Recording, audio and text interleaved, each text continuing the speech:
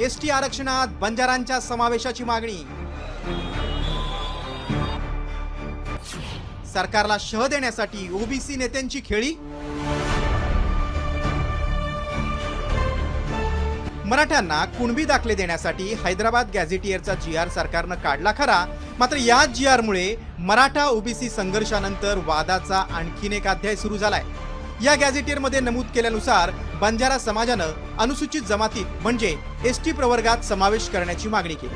त्यामुळे मराठा आणि ओबीसी नंतर बंजारा आणि आदिवासी समाजांमध्येही संघर्ष पेटण्याची चिन्ह आहे। विशेष म्हणजे ज्या हैदराबाद गॅझेटियरच्या GRला ओबीसी नेते विरोध करतायत, त्याच गॅझेटियरचा दाखला देत भुजबळांसारख्या ज्येष्ठ ओबीसी नेत्यांनी बंजारा समाजाला एसटीत आरक्षण देण्याच्या मागणीला खुला पाठिंबा दर्शवलाय।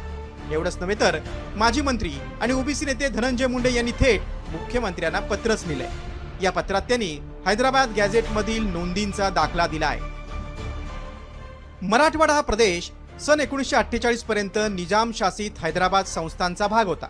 त्या काळातील हैदराबाद गॅझेटियर 1920 मध्ये लांबडा बंजारा सुगडी समाजाचा स्पष्ट उल्लेख अनुसूचित जमाती म्हणून केल्याचं आढळून आलंय।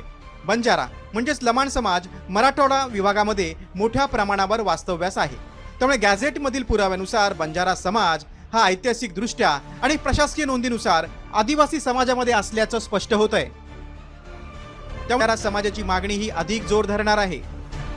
मी माननीय मुख्यमंत्री महोदयांना पत्र दिल्यानंतर त्यांचं माझं फोनवर एकदा बोलणं झालं, पण या प्रकरणामध्ये माझा त्यांचा मेसेज झाला आणि त्यांनी या सर्व जी काही मदत करायची सरकारच्या वतीनं त्याची जबाबदारी त्यांनी घेतलेलीच आहे। हैदराबाद गॅझेटमध्ये जर तुम्ही बघितलं तर आमचा बंजारा समाज हा एसटी मध्ये आहे, ओबीसीत नाही, एसटीत आहे।